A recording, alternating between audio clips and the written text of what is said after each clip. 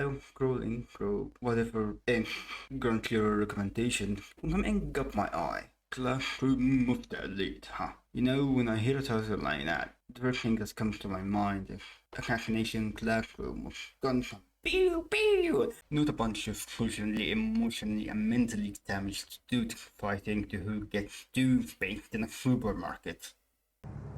Excuse me, sir? Would you be willing to give up your seat? Hmm? That is priority seating after all, so it would only be right for you to let this older woman sit there. My, you're a pretty girl. I understand that this is priority seating, honey, but there's no law forcing me to give it up. You think I should have to stand up just because I'm still young? What a bunch of ageist nonsense.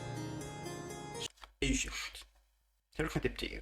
A person's age is not an indication of how good they are, because someone has an experience of 10 years in a certain field. Doesn't mean that they're good at it. It might even be the opposite. They might grow ignorant and cocky. Their knowledge might be as outdated as their age. Judge people by their talent, their personality, not by their age, color, gender, or even by how they look on the outside. And anyway, there are plenty of other jerks on this bus who could give up their seats. Furthermore, I don't see much difference between a priority seat and a regular one, so ask someone else to be a hero. Excuse me? Would anyone on this bus be willing to give up their seat to this sweet lady? Over here. I'll stand. That's what's known widely as the bystander effect. When someone needs help, you are less willing to help them if you're surrounded by people who are not helping. That's because you will feel an incredible amount of pressure to be the first to break the cycle and help. While that's not always the case, it very much depends on a person's personality. Research shows that in most cases than others, people don't like to be the first to challenge the crowd. The bigger the crowd, the harder it becomes. One of my favorite series on YouTube is Michael's Minefield. In one episode in particular, they test how hard it is to become the hero and take the first step to help someone. Try it if you want to learn more, and never shy away from helping someone in need. Don't be that asshole that's recording video for YouTube instead of helping. We should go around the room and introduce ourselves. Start to get familiar with each other. I'd like to get to know you guys. These introductions are going to determine everyone's standing in class. Should I try to crack a joke? Bet I could get a laugh if I acted really hyper. But I'd just end up creeping people out.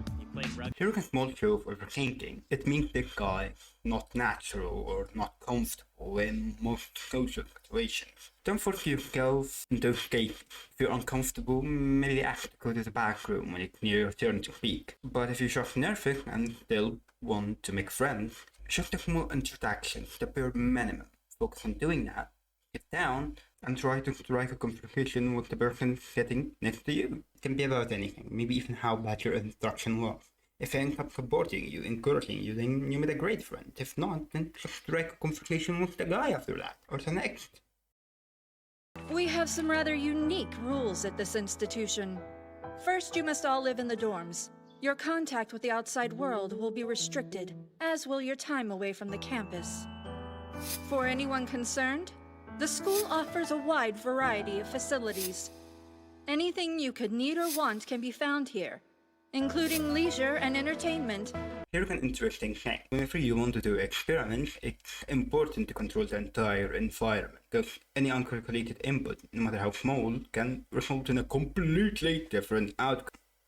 Now that in humans would probably work, but you would need to isolate them from birth, because in other cases they would have already developed their own ideas about the world and their own personalities, meaning isolating them wouldn't really do any good.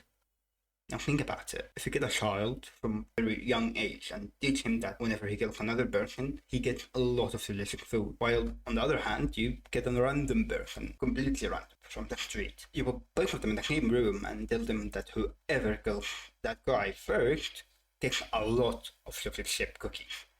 Who do you think would kill him first? The first guy, it would be completely natural that what he has been doing for his entire life.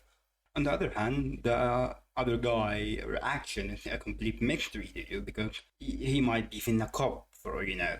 Of course, they get completely and utterly morally and ethically wrong in so many levels, but anyway, I'm moving on. Blah blah blah blah, fast forward, the school controls their currency and their income, and whoever slacks off studying doesn't get any money. If you do want money, then you have to do whatever the school wants you to do. Blah blah blah blah, that's basically the first episode of the anime. It's interesting, question mark. I'm yet to be impressed by it, but it's worth a pickup if you're into psychological drama. But hey, stay wholesome. See you next time.